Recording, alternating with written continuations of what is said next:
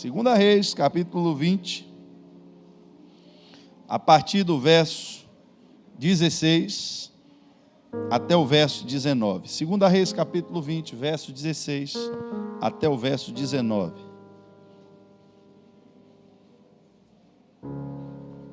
Segunda Reis, capítulo 16, o capítulo 20, verso 16 ao verso 19.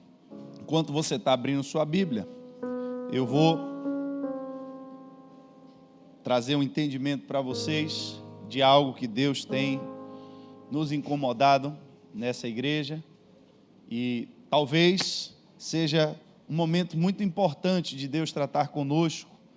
Porque, queridos, eu me lembro que quando eu cheguei aqui, e eu conversando com Bruno e com Andriele, eles tinham um ministério que eles falaram: a gente é ministério da família. Eu disse: não, vocês vão tratar do ministério de casais. Mas pastor, qual é a diferença? Eu disse: olha, vocês vão tratar especificamente do relacionamento entre o homem e a mulher. Por quê? Porque a família como um todo, observe, a igreja assiste as crianças, temos culto das crianças, a igreja assiste as mulheres na sua individualidade. Segunda-feira temos culto das mulheres, atende os homens nas suas individualidades. Sexta-feira, culto dos homens. Trabalhamos com os jovens, culto dos jovens. Então, no complexo, ou seja, tratando de todos os setores da família, a igreja trabalha com a família como um todo.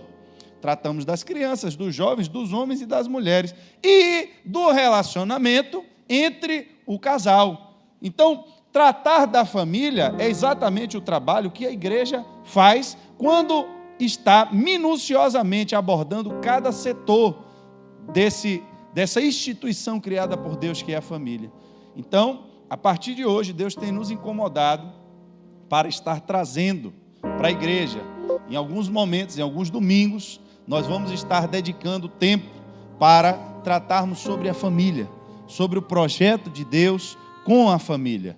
Nós estamos finalizando um mês em que tratamos, principalmente a juventude aqui, abordou um tema específico, falando sobre suicídio, sobre depressão, e eu vou dizer a vocês, eu não sou psicólogo, eu não sou médico, eu não sou nada, mas eu digo que pelas pessoas que eu conheço, não é questão de igreja, tem nada a ver com só atendimento de igreja, são pessoas que você conhece no seu dia a dia, no seu cotidiano. A maior parte das pessoas que eu vejo com esse tipo de problema tem a sua origem, a maior parte, escute o que eu estou lhe dizendo, a irmã Silvana pregou ontem aqui, falou que esse tipo de processo pode acontecer de forma biológica, ou seja, pode ser uma deficiência, como outras doenças, deficiência do organismo da pessoa, e a pessoa vai ter que entrar com a medicação para repor alguma substância, aí, algum problema que está acontecendo na saúde, problema físico, químico, no cérebro da pessoa. Pois é, mas tem outros que não, tem outros que vêm afetado pelo contexto em que a pessoa está inserido, pela situação, e aí eu vou dizer a vocês, é onde eu estou dizendo, a maioria desses problemas, a origem está na desestruturação da família, a maioria, seja pela falta de atenção dos pais, seja por abandono. Irmão, não vou entrar em detalhe aqui, porque o tema, os jovens tratou, quem veio nos sábados, abordou bem aí esse tema, mas eu estou entendendo que a igreja, nós vamos ter, irmãos, que ser ministrados sobre família. Deus quer restaurar as famílias. Não adianta a gente vir para a igreja, a gente está profetizando, a gente está fazendo, rodando, acontecendo, subindo no telhado da igreja, se a nossa casa e a nossa família estiver descoberta. Nosso primeiro ministério é a nossa família. Se você for um bom funcionário na empresa, se você for o melhor pregador que tiver dentro da igreja, mas a sua família não estiver bem, você é um fracassado. Você é um fracassado. Se o seu relacionamento familiar não for bem, você pode ser o melhor profeta que existe. No dia que você morrer, vai acontecer o que aconteceu com a mulher lá. Venha me socorrer porque os meus filhos estão sendo levados como escravos, porque o homem era profeta, mas não sabia administrar a sua casa. Problema. Então, eu quero que você entenda, eu vou dar hoje uma introdução a respeito do que é que nós vamos estar sempre tratando, falando. Então, eu julgo que vocês que estiveram aqui hoje, nessa noite, são abençoados de Deus por poder pegar essa primeira ministração que vai conduzir para as próximas, nortear a gente para as próximas, porque Deus tem um mistério com a família, amém? 2 Reis, capítulo 20, verso 16, a palavra diz assim: então Isaías disse a Ezequias: ouça a palavra do Senhor, um dia, tudo o que se encontra em seu palácio, bem como tudo o que os seus antepassados acumularam até hoje, será levado para a Babilônia. Nada restará, diz o Senhor. Alguns dos seus próprios descendentes serão levados, e eles se tornarão eunucos no palácio do rei da Babilônia. E respondeu Ezequias ao profeta: boa é a palavra do Senhor que anunciaste, pois ele entendeu que durante a sua vida haveria paz e segurança. Feche seus olhos. Senhor, estamos aqui, meu Deus, nessa noite, para clamar ao Senhor, meu Pai, por entendimento, por reestruturação, Senhor, para que a tua casa, a tua igreja, meu Deus, possa compreender os teus projetos, os teus propósitos para a família, meu Pai, porque nós somos a tua família, Deus, a tua igreja, meu Pai, a tua família espiritual, e nós queremos, Senhor, compreender que o Senhor, meu Deus, tem algo bom para nós, que o Senhor tem planos de paz para nós, que nessa noite o teu Espírito nos traga esse entendimento, em nome de Jesus. Queridos, observe, nós já falamos aqui algumas vezes, e o pastor Hélio trouxe aqui essa ministração no Dia dos Pais, que muitas pessoas têm dificuldade em se relacionar com Deus, porque tiveram problemas na vida, na sociedade, com seu pai biológico. Por essas pessoas não terem referência do seu pai biológico de forma positiva, elas têm uma dificuldade de entender Deus como Pai. E eu queria lhe dizer hoje algo nesse mesmo sentido. Se a igreja é a família de Deus, se você não tem uma boa relação na sua família, na sua casa, uma boa referência de família na sua casa, você também vai ter dificuldade de se relacionar na igreja como a família de Deus. Por quê, pastor? Porque se você acha que seu pai foi ruim, Deus então, como pai, também vai ser ruim, se a sua família para você não foi boa, a igreja também não vai ser. Porque o modelo que você aprendeu não é o modelo que você quer repetir. Observe. Profeta, nós pregamos aqui no domingo passado exatamente sobre esse rei Ezequias. Eu não sei quantos lembram a mensagem do domingo passado, mas é exatamente quando o rei Senaqueribe diz: olha, não adianta você orar, Ezequias, a cidade já está destruída, e a palavra, e quem mandou eu vir destruir a cidade, foi o próprio Deus, então não adianta você orar a Deus, porque quem mandou eu vir destruir a cidade foi ele. Só que aí Senaqueribe comete um erro, ele afronta a Deus, e com base na palavra de Senaqueribe, Ezequias entra diante da presença de Deus e diz: olha Deus, o que o homem está falando não é contra a gente mais não, tem nada a ver com a cidade não, mas está dizendo que é o Senhor que não pode livrar. A Bíblia diz que por causa da oração de Ezequias, apresentando aquilo diante de Deus, Deus mudou o quadro daquela cidade e mandou Senaqueribe voltar, mandou o anjo e destruiu o exército de Senaqueribe. A Bíblia diz que depois o profeta Ezequias fica doente, o profeta entra na casa dele e diz: bote sua casa em ordem, porque você não vai ficar bom dessa doença aí que você está. Arrume tudo porque você vai morrer. A Bíblia diz que ele se volta para a parede e mais uma vez muda uma sentença decretada por Deus. Ele se volta para a parede e diz: Deus, lembra que eu andei na sua presença, lembra que eu veio aí. Deus diz: olha, profeta, volta de novo, vai mudar de novo. Só que agora, irmãos, a Bíblia diz que vem um povo da Babilônia visitar Ezequias. Ezequias mostra todo o seu reino, mostra toda a sua glória, todos os seus bens. E quando esse mensageiro sai, vem o profeta de novo. Profeta, mesmo profeta que já tinha anunciado que ele ia morrer, vem de novo.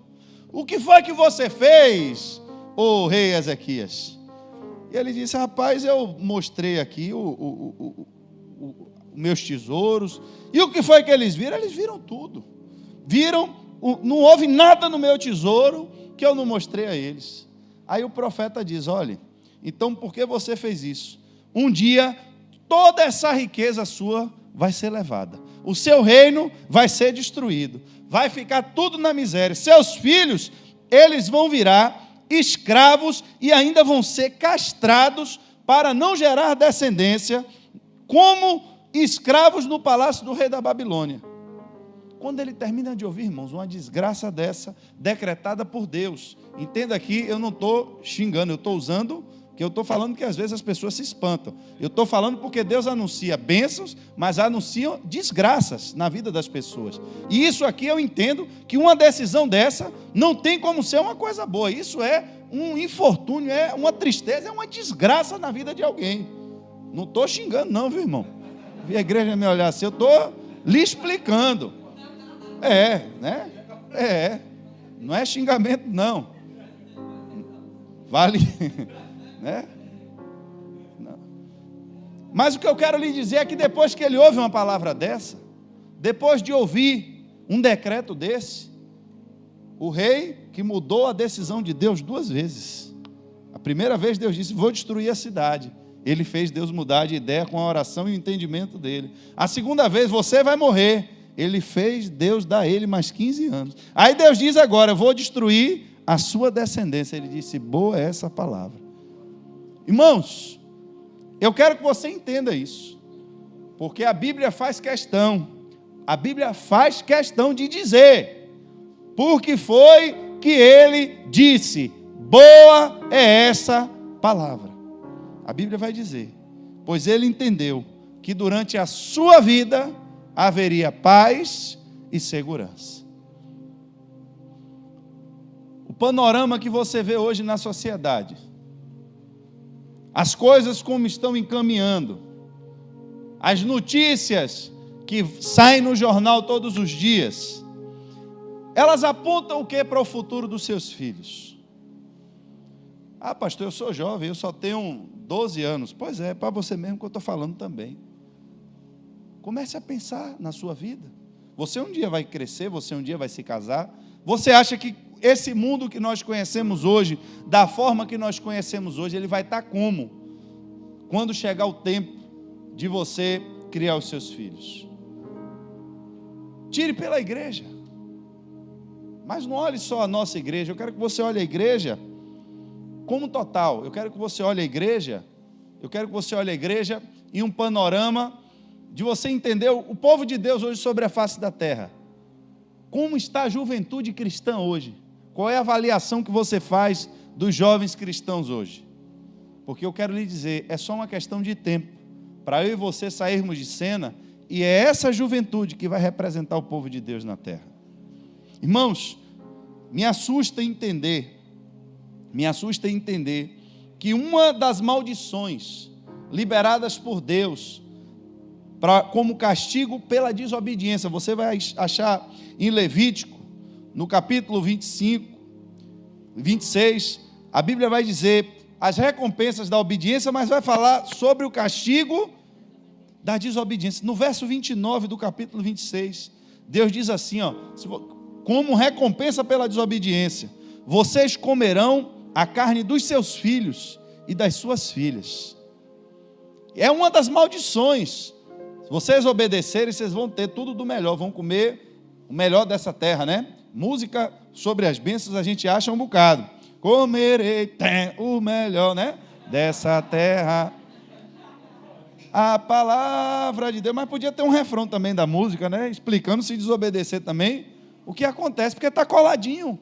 Se obedecer é bênção, irmão. Se obedecer é poder e glória. Mas se desobedecer só vem fogo, e não é fogo do céu não, é fogo do inferno mesmo.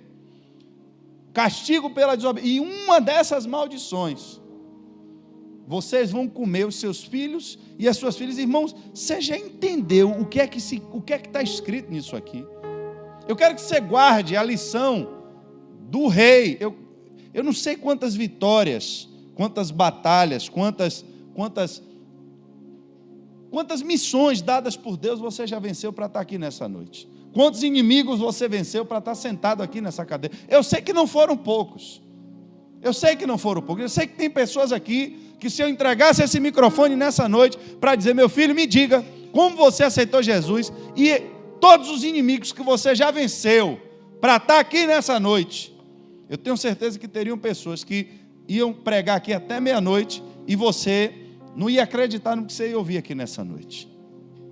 Tem pessoas aqui nessa noite que venceram as drogas. Tem pessoas aqui nessa noite que venceu a falta de perdão. Tem pessoas aqui nessa noite que venceu o alcoolismo. Tem pessoas aqui nessa noite que venceu o abandono. Tem pessoas aqui nessa noite que venceu a incredulidade. Tem pessoas aqui nessa noite que venceram a depressão. Tem pessoas aqui nessa noite que venceram tudo de uma vez só. Tem pessoas aqui nessa noite que venceram os traumas de um abuso sexual. Tem pessoas aqui nessa noite que venceram...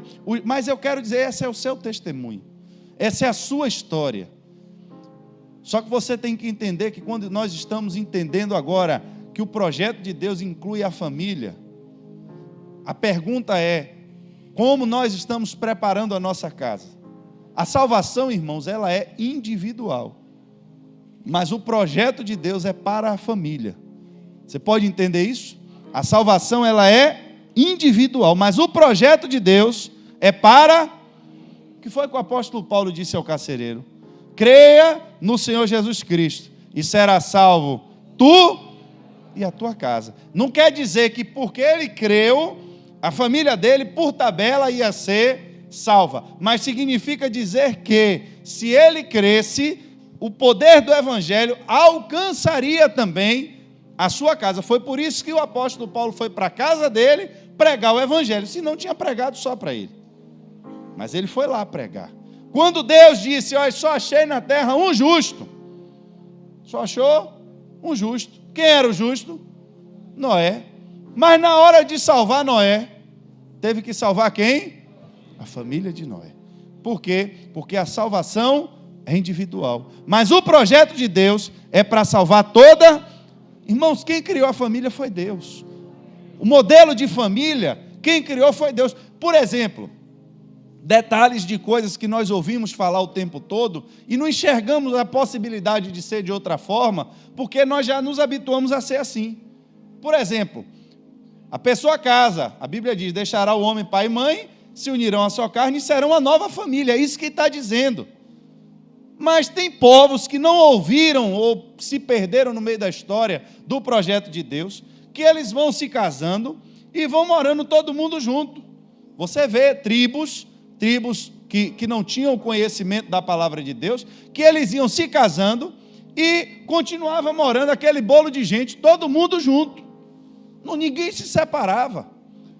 Já tinha outras tribos que eles se casavam, mas as mulheres moravam em um lugar e os homens moravam em outro. Ou seja, existem várias formas de se tratar o convívio social no meio da espécie humana, mas Deus estabeleceu o núcleo da família. Foi Deus que estabeleceu, não fui eu, está escrito na Bíblia. O que está escrito na Bíblia é: deixará o homem pai e mãe e se unirá à sua mulher e serão os dois uma só carne. Mas quando eu, irmãos, formo a minha família, eu tenho que entender que toda essa estrutura, todo esse momento que eu vivi com Deus, todo esse processo para Deus me alcançar, eu tenho que transmitir isso para alguém. E, em primeiro lugar, eu tenho que trazer isso para a minha própria casa. Por quê, pastor? Porque senão eu corro um sério risco de ter vivido no meu tempo o melhor de Deus, ter vivido vivido e vencido grandes desafios da parte de Deus, mas deixar uma herança amaldiçoada. Vem um rei chamado Manassés, eu lhe pergunto: qual é a culpa que Manassés tem sobre o que o pai dele fez? Tem muita gente aqui nessa noite que vem carregando consequências do pecado dos pais. Eu quero que você entenda o que eu vou lhe explicar agora, porque o que eu vou lhe passar é um entendimento muito forte, muito denso, e que tem muita coisa a ver com o fato de você estar aqui nessa noite. Ezequiel explicou a gente que o filho não levará a culpa, preste atenção, não levará a culpa pelo pecado dos pais. A alma que pecar, essa morrerá. Por quê? Porque a salvação é individual. Mas, pelo fato da salvação ser individual, não significa que os filhos não vão sofrer as consequências do pecado dos pais. São coisas diferentes. A questão é, como o livro de Ezequiel diz, se seu pai pecar e o filho, vendo o exemplo do pai, não seguir o exemplo do pai, ele não vai ser condenado ao inferno pelo pecado que o pai cometeu. Está falando da justiça de Deus sobre salvação e sobre condenação. Mas a pergunta é, se o pai dele for um pecador, for um preguiçoso e não trabalhar, quando chegar meio-dia, o que é que vai acontecer na casa dele? Preguiça é pecado, viu, irmãos? É só para poder deixar claro. Preguiça é pecado, viu? É um dos pecados. Ser preguiçoso é pecado. Então, aí vem, o pai resolve cometer esse pecado, a preguiça, se entrega à preguiça. Aí vem agora as consequências do pecado dele. Porque eu estou salvo, porque eu estou caminhando com Cristo, significa que as consequências do pecado dele não vai me atingir? Você é pai, você é mãe, você tem seu filho. Você está aqui hoje, você está nos caminhos do Senhor, você não sabe onde seu filho está. Se amanhã ou depois seu filho se envolve com coisa errada, vem a polícia, tira a vida de seu filho, ou ele mesmo lá no meio do meio onde ele anda, você não vai sofrer pela morte de seu filho? Você não vai ser condenado por Deus pelo pecado que o seu filho cometeu, assim como o filho também não vai ser condenado por Deus pelo pecado do pai, mas eu quero lhe mostrar que as consequências, elas se manifestam aqui nessa terra. E eu não posso, irmãos, como Ezequias, aceitar a ideia de que tudo que eu construí, de que tudo que Deus me deu, de que todas essas experiências que eu vivi, de que todo esse tempo que eu tenho caminhando com Deus, vai chegar em um certo momento, e eu vou saber que tudo isso vai ser destruído, e vou dizer, boa é essa palavra, porque não vai acontecer comigo em vida. Muitas vezes nós não temos esse nível de consciência. Muitas vezes nós não estamos agindo dessa maneira de forma consciente.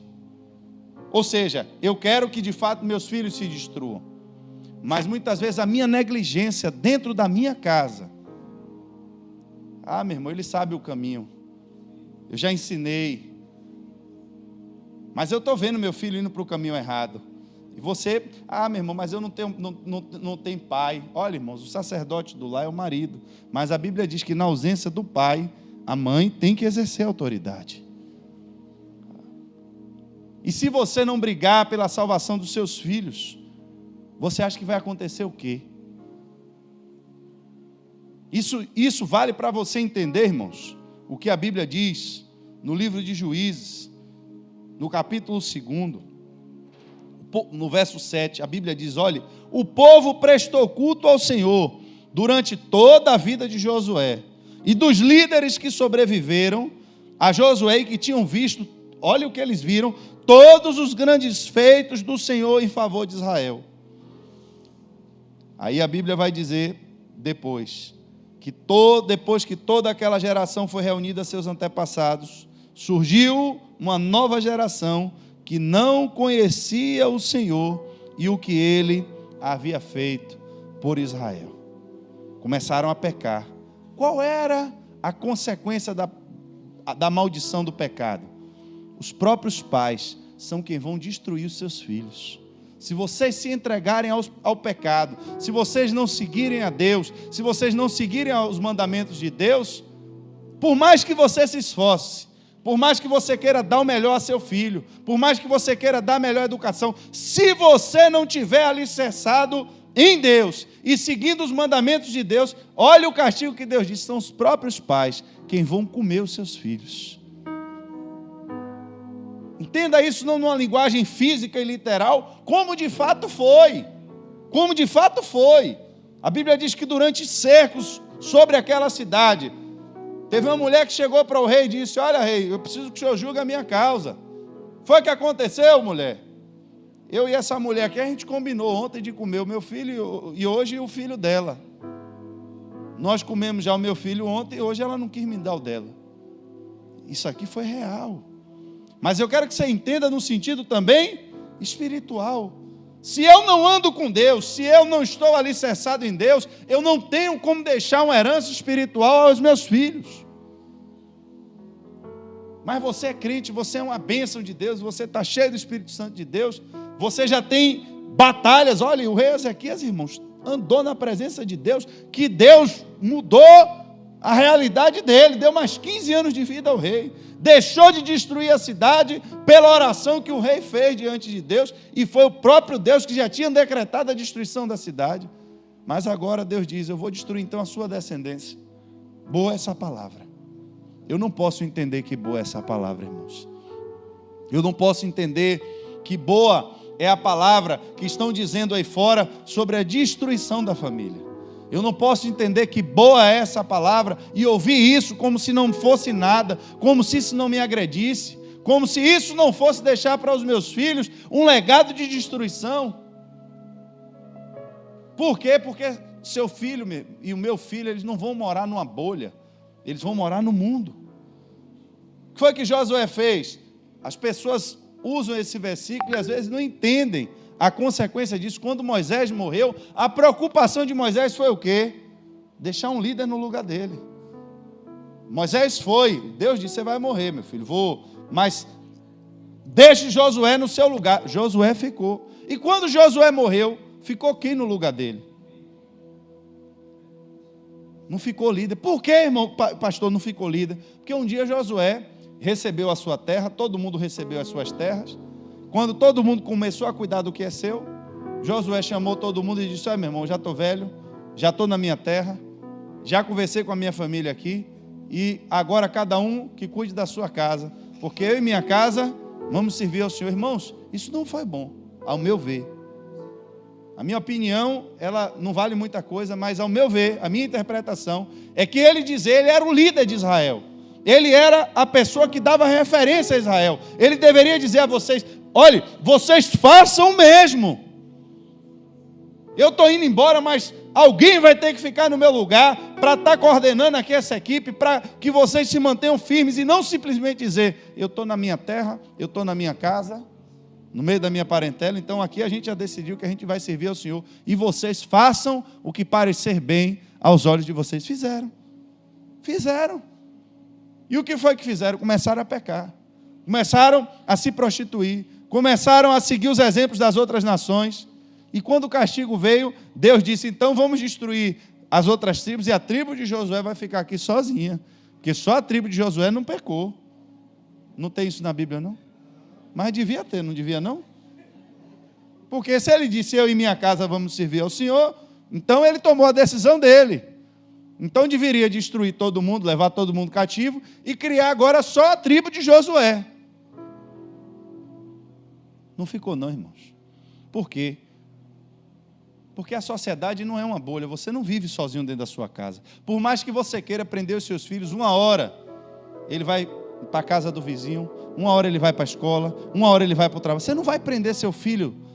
Aí é por isso que a Bíblia diz: ensine o caminho que o seu filho deve andar. Ensine. Quanto tempo a gente tem investido de fato, irmãos? Minha mulher me cobra direto: você tem que fazer culto doméstico, tem que fazer culto doméstico, tem que fazer culto doméstico. Eu já não aguento mais com esse negócio de culto doméstico. Mas eu sei que tem que fazer. É verdade. Às vezes eu sei que o dia a dia da gente é corrida, a gente está aqui na igreja segunda, quarta, sexta, às vezes sábado, domingo de manhã, domingo de noite. Eu ainda vou ter que agora fazer um culto aí, uma hora dessa aí. Mas vou dar um jeito. Eu estou falando a vocês, para vocês não pensarem: o pastor vive lá na família, modelo e mosaico. Tá, não, meu irmão. É duro, irmãos. Pense que é fácil não, você chegar em casa cansado de noite, ainda ter que chamar menino para orar e para ler Bíblia e para... Irmão, não é brincadeira não. Mas é necessário. A questão é que nós achamos que Deus, Ele vai salvar os nossos filhos só porque são os nossos filhos. Nos esquecemos que são nossos filhos, mas que nasceram também corrompidos pelo pecado. E o que eu quero destravar na sua mente nessa noite é a responsabilidade que nós temos com a geração que vem. Por quê? Porque você pode não ser pai, pode não ser mãe, mas você é tio, você é primo, você é sobrinho, Você tem relacionamentos na sua família. E o projeto de Deus é que a salvação é individual, mas Ele quer alcançar toda a família. Ele quer entrar na casa. E se eu não tiver o entendimento disso, eu corro o risco de ser como Ezequias. Vão destruir o seu reino. Deus me salva. E Deus vai lá e salva. Vão destruir agora a sua vida. Deus salva a minha vida. E campanha. Está destruindo o seu filho. Boa essa palavra. O diabo, quando mexe no seu dinheiro, irmãos, quando mexe no seu trabalho, chega a notícia e diz: a empresa vai ter corte. Meu irmão, um homem entra no Pentecoste, vem para a igreja, jejua, ora, vem aqui na frente: pastor, em nome de Jesus, não deixa eu entrar nesse corte aí não, pastor, eu preciso do dinheiro para sustentar. Aí vem depois a notícia: seu filho está indo para o inferno. Boa essa palavra. Que é isso, irmãos? Será que quando você bate, alguém arranha seu carro, passa na rua, quebrou o retrovisor, e aí o homem vira uma fúria? Foi um filho de Satanás, está querendo tocar no que é meu. Mas quando vem alguém que dá um mau conselho a seu filho, leva seu filho para coisas que você tem a mesma disposição de brigar pela sua descendência, você tem a mesma disposição de enfrentar esses inimigos no mundo do Espírito. Quando Deus estava procurando um rei para Israel, Ele conseguiu achar um homem que colocava a sua em risco para salvar uma ovelha. Quanto vale a vida de um homem e a vida de uma ovelha? Mas esse homem, preste atenção, que dava a sua vida para salvar uma ovelha, foi totalmente negligente na criação de seus filhos. E deixou uma bagunça dentro de casa. Filho estuprando filha, filho matando filho, filho estuprando as mulheres dele, filho querendo matar ele. Foi isso aí. Porque não era homem de Deus? Não, era homem de Deus. Era usado pelo Espírito Santo mais do que qualquer outro antes dele. Compôs os salmos que você canta aí e fala, está aí na sua mão. Teve revelações de Deus muito à frente do seu tempo. Governou Israel como nenhum rei fez, nem antes e nem depois dele. Mas é a sua casa. O homem que dava a sua vida para salvar o seu patrimônio, porque ovelha era patrimônio. Ele dava a sua vida para salvar o seu patrimônio. Não tinha medo de entrar em nenhuma guerra. Colocava a sua vida para defender o reino de Deus, para defender Israel. Bota o gigante aí que eu vou para dentro. Não tenho problema com isso não. Mas na hora de cuidar da sua casa, a Bíblia diz que teve um filho dele que ele nunca chamou atenção na vida.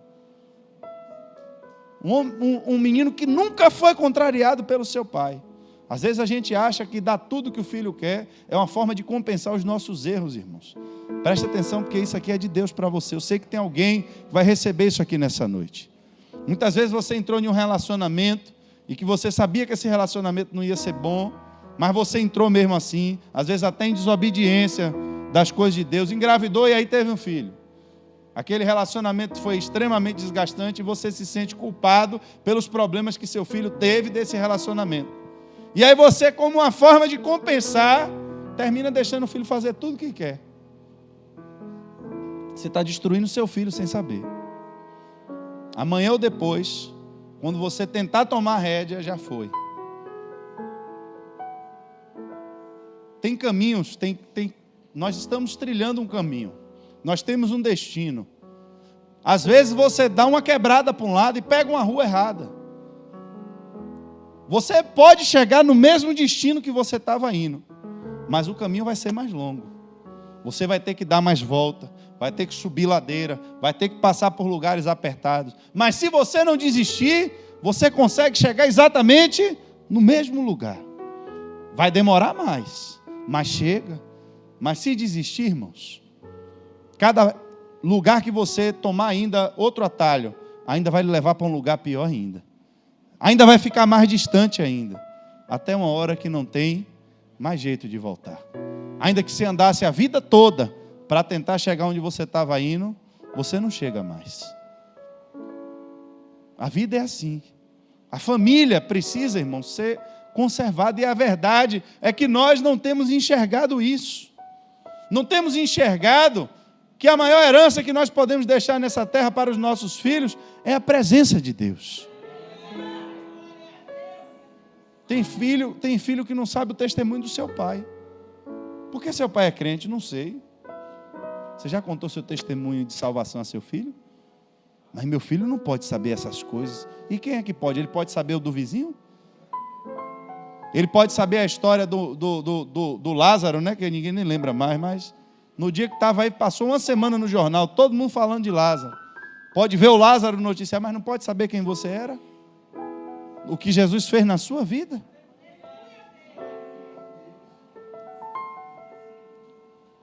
Por que você aceitou Jesus? Seu filho sabe qual foi o motivo? Se levantou uma geração que não sabia. O que é que a gente está aqui nessa terra? Não sei. Foi o que seu pai me ensinou? Me ensinou a plantar, me ensinou a prosperar, me ensinou a ganhar dinheiro, me ensinou a arrebentar com tudo, me deu formatura, se trabalhava de dia e de noite para pagar minha faculdade, e me deu tudo isso. E aí você vai para onde com tudo isso? Para o inferno. Boa essa palavra. Irmãos, no livro de Jó, tem uma alusão, que aqui é o próprio Deus falando. Eu quero que você guarde essas duas palavras que eu vou lhe dizer, para você entender algo. No livro de Jó, no capítulo 38, Deus falando com Jó, ele vai dizer assim a partir do verso 13: a avestruz bate as asas alegremente, e que se dirá então das asas e da plumagem da cegonha? Olha o que vem agora.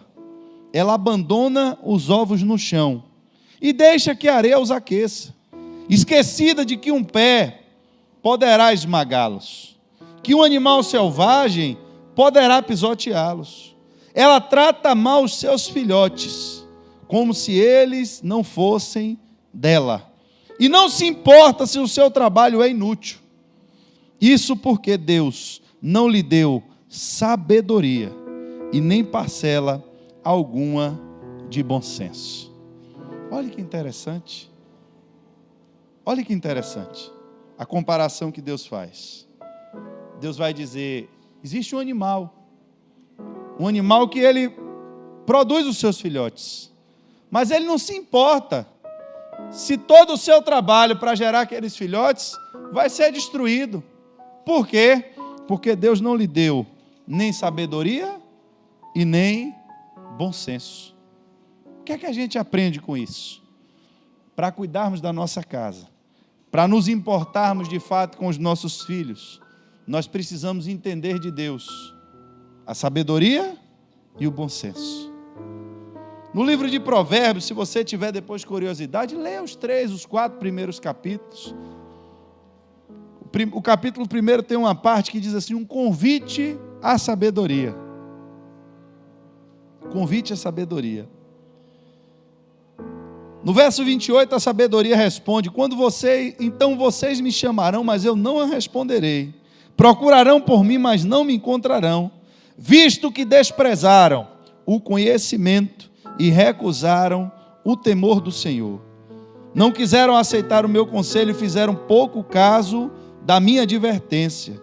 Comerão o fruto da sua conduta e se fartarão das suas próprias maquinações, pois a inconstância dos inexperientes os matará, e a falsa segurança dos tolos os destruirá. Pessoas, irmãos, que se estribam no seu próprio entendimento. Elas acham que são inteligentes e espertas demais, que elas podem fazer tudo do jeito que vem na sua cabeça, e não entendem que o princípio da sabedoria é temer a Deus, é conhecer o que Deus fala, é levar para a sua casa Jesus para os seus filhos. E o bom senso, pastor, o que é o bom senso? Bom senso, essa palavra, ela é muito utilizada na filosofia por um filósofo francês chamado René Descartes. E ele fala que o bom senso é exatamente a capacidade que o homem tem para julgar entre o certo e o errado. O que é ter bom senso? É eu aprender a diferenciar o que é certo. Onde é que eu aprendo isso? Não é na minha cabeça. Eu tive um culto aqui com os homens que, para mim, a gente está estudando um livro como ser homem de verdade. E eu tive aqui testemunhos espontâneos, a gente conversando. sobre a forma como muitos homens aqui foram provocados pelos seus pais, pelas pessoas que vieram, né, que lhe criaram, a mostrar que era um homem. Para ser homem, meu irmão, você tem que ir para a rua e quebrar todo mundo no pau. Aí tinha gente que se fosse para a rua e quebrasse o outro no pau, chegava em casa e apanhava. Se apanhasse na rua, apanhava de novo. Aí não sabia o que fazer. Se eu bater, eu apanho. Se eu apanhar, eu apanho também. Então, foi isso, Nilson. Não tinha jeito, né? Caía no pau de qualquer jeito. Irmãos, que conflito é esse que se cria na cabeça de uma criança? Vá para a rua. Se apanhar, apanha de novo. Mas se bater, apanha de novo também. Pessoas que foram expostas, irmãos, à prostituição muito cedo. Para ser homem tem que fazer isso aqui. Aí levava e acontecia. Rapaz, eu confesso a vocês que naquele dia me surpreendeu a quantidade de testemunhos que a gente teve aqui, de pessoas que viveram exatamente isso. Conceito de homem segundo o mundo. O que é certo e o que é errado? O que é ser homem da forma certa? É o que eu aprendi com meu pai? É o que eu aprendi com minha família? Que para ser homem eu tenho que ser ignorante, para ser homem eu tenho que quebrar todo mundo no pau, para ser homem eu tenho que ser um adúltero, é isso? É isso que a Bíblia ensina? Para ser mulher você tem que ser livre, para ser mulher você tem que ser independente, para ser mulher você tem que dizer a seu marido o jeito que as coisas vão ser, e se ele não obedecer, meu irmão, manda ele embora porque a fila anda.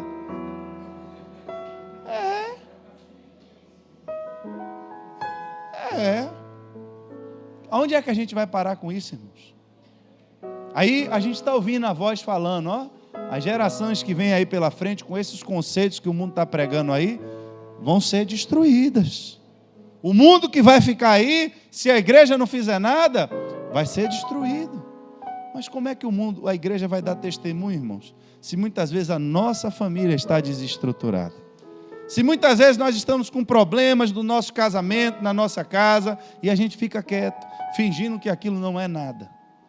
Querendo empurrar as coisas com a barriga, para que lá na frente, de alguma forma, o milagre de Deus ajuste.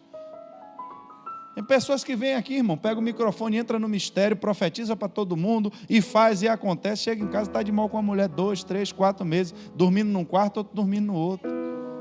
Que estrutura é essa de igreja, irmãos? Você acha que você não tem filho, que seu filho não está vendo aquilo dentro de casa?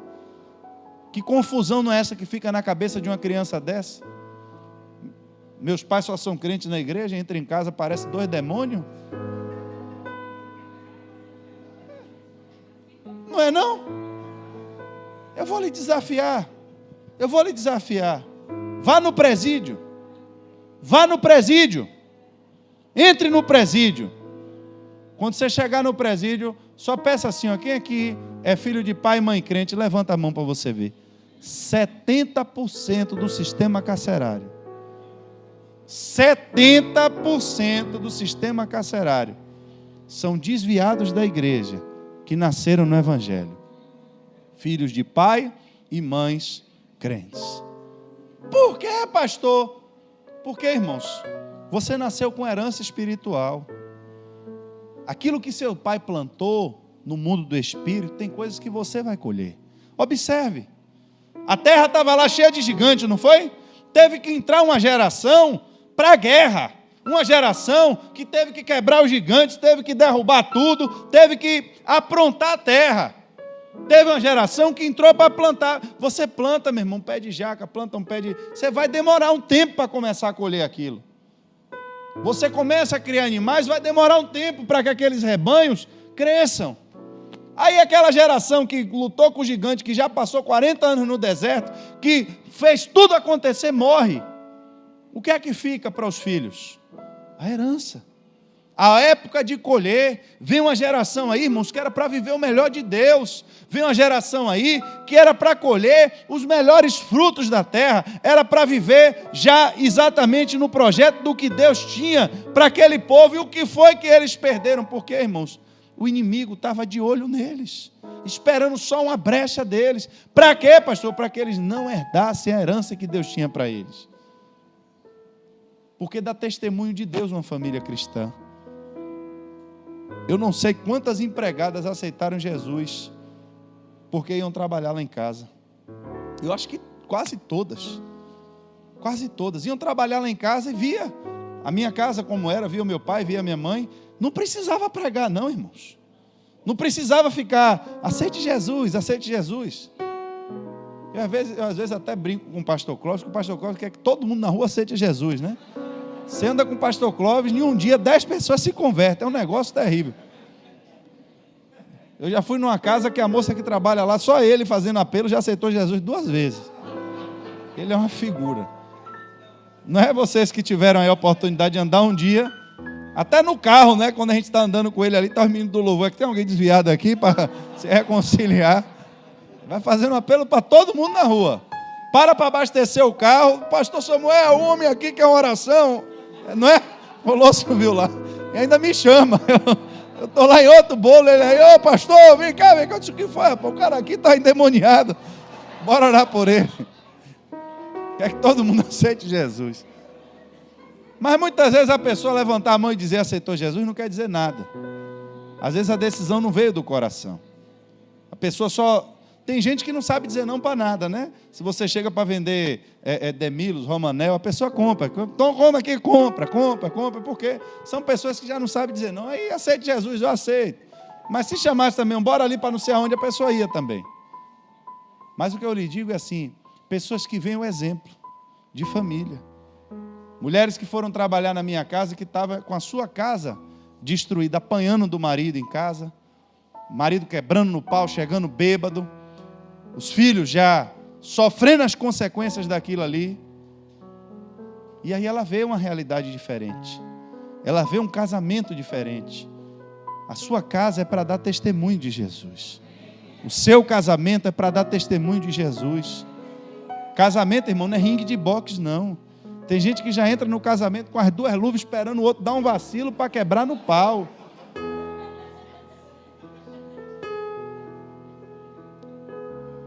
Que é um casamento? Será que as pessoas que se juntam, elas têm essa noção? Que elas de fato estão formando uma instituição criada por Deus e que dessa relação vão vir filhos que são a próxima geração, que vão frutificar aquilo que Deus está dando a você, que vão dar continuidade àquilo que você vinha fazendo? Meus filhos não são crentes ainda, mas estão bem, graças a Deus, estão prosperando. Será que você tem se contentado com isso, irmão? Estão bem, estão vivendo bem, mas vão tudo para o inferno. Boa essa palavra.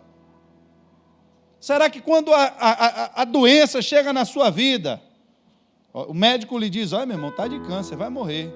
Será que você briga no mundo do espírito da mesma forma, quando você tem consciência que seus filhos estão indo para o inferno? Será que a sua força para brigar no mundo do espírito, para entrar em campanha de jejum, de oração, de não se contentar até que Deus responda a sua oração, é a mesma? Entenda isso, você é filho, você tem paz também. Sua casa que você está aqui, você é jovem, sua casa pode ser um inferno lá. Por quê? Porque seus pais não conhecem a Jesus. Eles não vivem o modelo de casamento que Deus trouxe para eles. E você já viveu muita coisa ruim, mas será que quando você entra na sua casa, você já tem autoridade de Deus para você começar a interceder pela sua casa, para você orar, expulsar aqueles demônios de lá? Não precisa fazer zoada, não. Não precisa ficar rodando igual uma chaleira dentro de casa, não. Fica tranquilo. Mas exerça autoridade. Toda vez que você entrar na sua casa, meu irmão, que se você botar o pé, pela fé, meu irmão, você diga, em nome de Jesus, eu repreendo todo demônio nesse lugar. Começar a acordar de madrugada e orar, Senhor, salva meu pai, salva minha mãe, liberta ele desse demônio. Irmãos, comece a orar. A Bíblia diz que Naamã era um general, mas era leproso. E foi uma jovem que disse a ele, há poder em Israel, há poder em Israel. O que as pessoas não veem na rua, Naamã. Quando Naamã andava na rua, irmão, ninguém via lepra, não. Na rua o homem andava era com roupa de general, cheio de estrelas, cheio de soldados. Quem via lepra? Só quem morava com ele dentro de casa. Tem muita coisa na nossa vida que na rua ninguém vê, não. Mas quando está dentro de casa, quem está dentro de casa está vendo o tamanho da lepra que está lá em você. Não se trate, não. Não abra o jogo logo, não. Procura o líder, irmão, do seu ministério. Ah, pastor, o líder é fofoqueiro, irmão, procura outra igreja. Mas se trate. Procure a pastora, vá na sede, eu lhe mando lá, você vai conversar com alguém, mas se trate, irmãos. Tem pessoas com cada problema espiritual horrível, pessoas viciadas em pornografia dentro de sua casa, pessoas que não se libertam das músicas do mundo, pessoas que não se libertam da prostituição, pessoas que não se libertam da sensualidade, pessoas que não se libertam de um bocado de atribulação, irmãos, e fica guardando isso dentro de casa. Como é que você vai ser uma família dentro da sua casa, cheia de demônios junto com você? É tempo, irmãos, da gente buscar a Deus, mas precisamos tratar as famílias. A sua casa precisa ser uma extensão da igreja, a igreja precisa ser uma extensão da sua casa. Quem você é aqui, você é lá. Quem você é lá, você é aqui. Por quê? Porque se não for assim, eu não vou ter sabedoria, porque a sabedoria, ela não vem do conhecimento humano. Sabedoria, ela vem do Espírito de Deus, da palavra de Deus. E o bom senso, pastor, do mesmo jeito, a capacidade de julgar entre o certo e o errado vem pela presença do Espírito de Deus na minha vida. Porque senão eu vou fazer o quê? Eu vou praticar as obras infrutíferas da carne. A única forma que eu tenho de agir pelo Espírito é andando no Espírito. E andar do Espírito não é vir aqui, irmãos, e fazer zoada e barulho. Eu vou lhe dar um dado que para mim é triste, mas é verdade. Os crentes mais atribulados que eu conheci, que fizeram as piores coisas, que escandalizaram mais a igreja, eram aqueles que faziam mais zoada.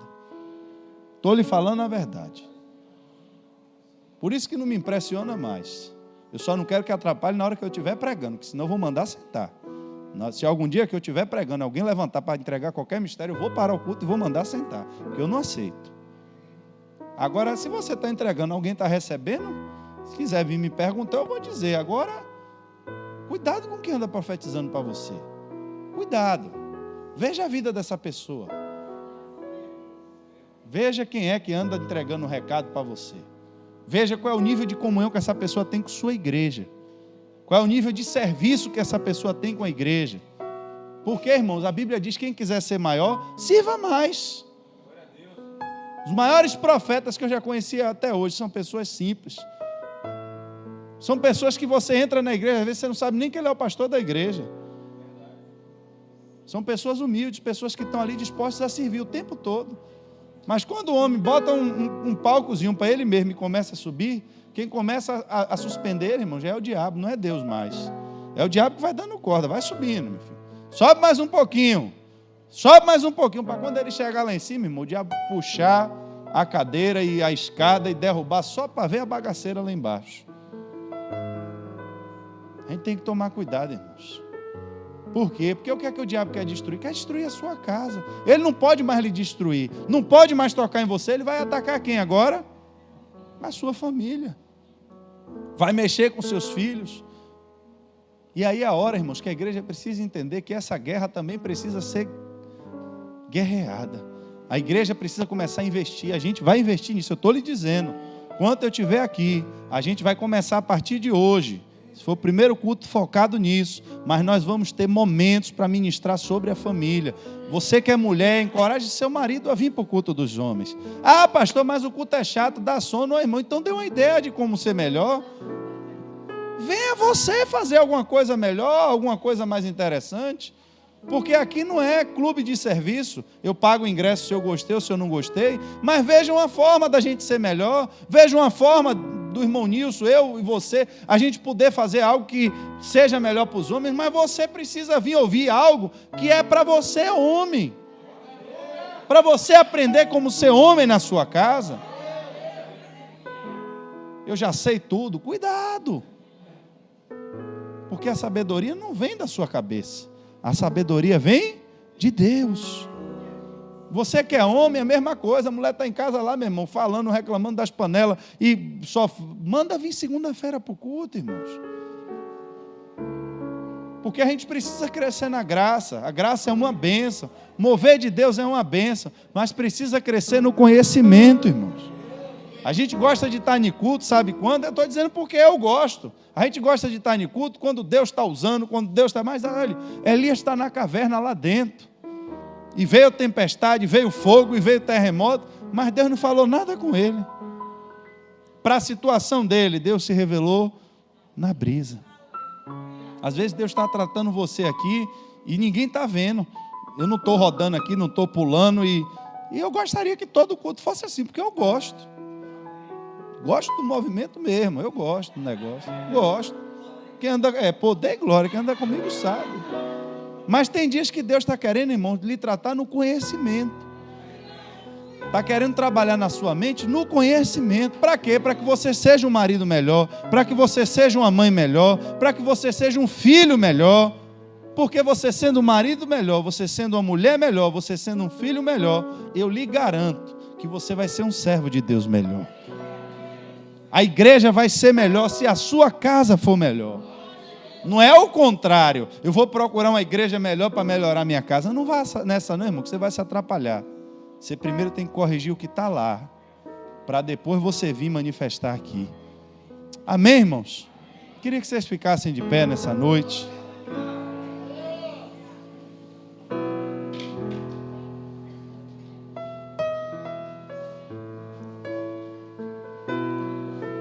E guardem isso. E guardem isso. A salvação, ela é, mas o plano de Deus é para a família. Me prove, pastor. Vou lhe provar. É o último exemplo para a gente terminar. Quando chegou o dia da Páscoa, a Páscoa simbolizava quem? Cristo.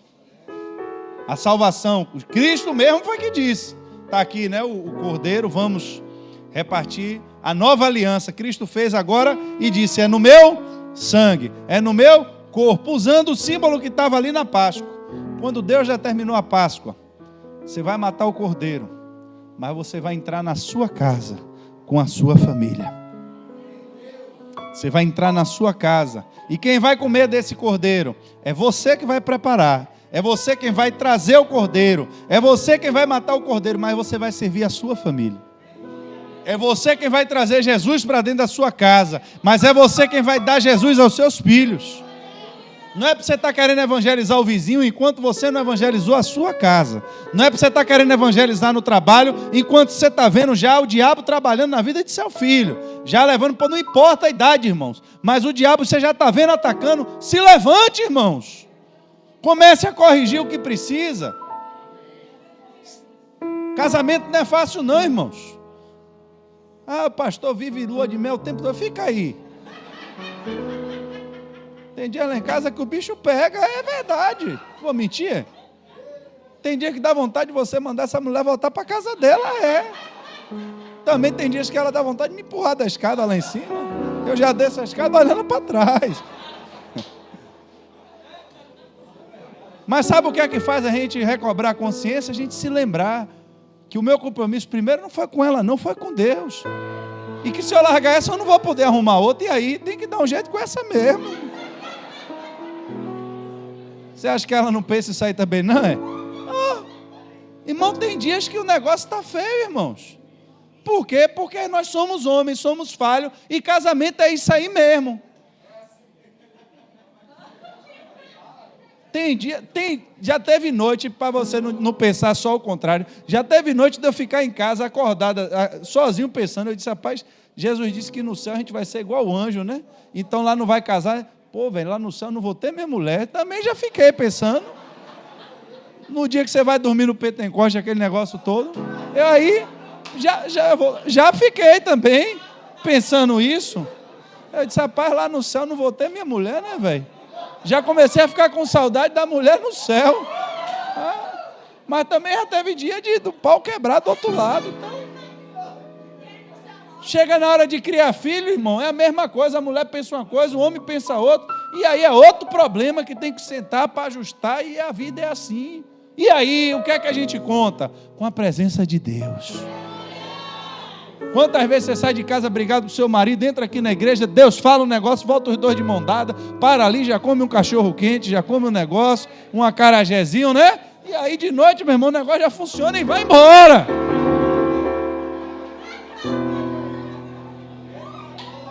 É poder e glória, meu irmão. Mas eu quero lhe desafiar nessa noite, irmãos. Não aceite ver seu marido fora dos caminhos do Senhor, não.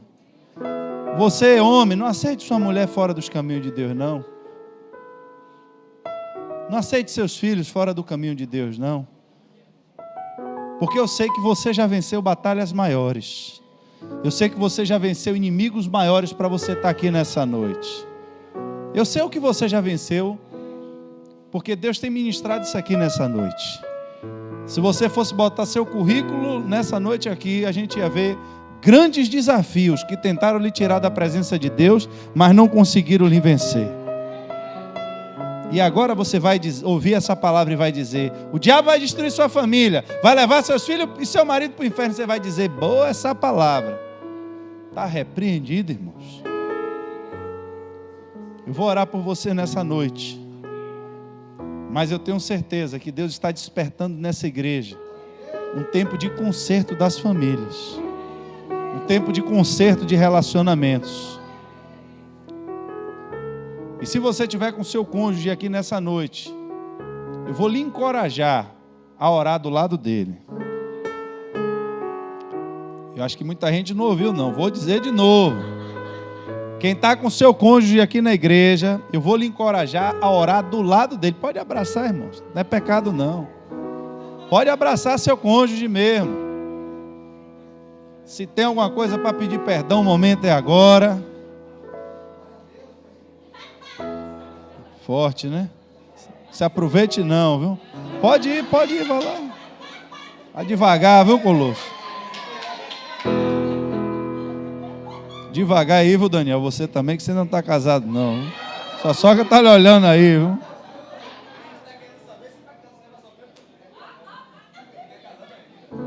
Eu vou estar orando, irmãos, e vou estar repreendendo muita maldição familiar aqui nessa noite.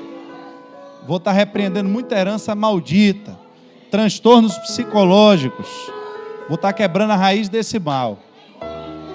E Deus está me mostrando nessa noite aqui, devolvendo autoridade a muitos pais solteiros. Vocês entenderam o que é pai solteiro, não entendeu? Você sabe o que é ser pai e mãe solteiro, não sabe? Deus está me mostrando nessa noite, devolvendo autoridade, para você governar bem a sua casa, para você retomar os seus filhos que o diabo tomou de você, dentro de sua casa. E você, por querer agradar demais, está perdendo seus filhos para o diabo. Use a autoridade que Deus lhe deu. Use mesmo, irmão, porque pai e mãe só tem um. E se Deus lhe deu essa graça, Ele lhe deu essa autoridade. Veja, Deus não está... Olha, eu quero só que você entenda uma coisa. Tem pessoas, irmãos, por aí, que estão gastando fortuna de dinheiro para fazer tratamento para tentar ter um filho.